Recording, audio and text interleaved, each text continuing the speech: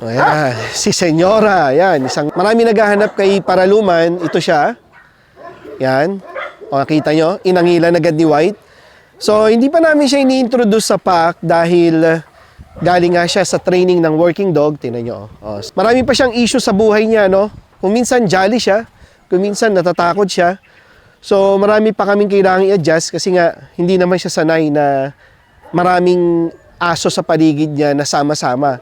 So, sanay siya na naka-cage and then paglabas siya, sisinghot siya. Narcotics dog kasi siya. Slowly, i-introduce namin siya sa pack at tinan nyo naman tong galawan nito ni Pilipinas, Orange, and Arabia. Yang ganyang mga itsura hindi pa pwede yan. Pagpasok nito sa loob, talagang bangas-bangas to si Paraluman.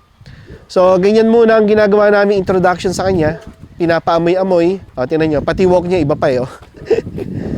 Ayan, tinan mo. O, yan. Akala niya, aamoy siya ng motor, no? Even yung walking, yan, medyo letter C pa.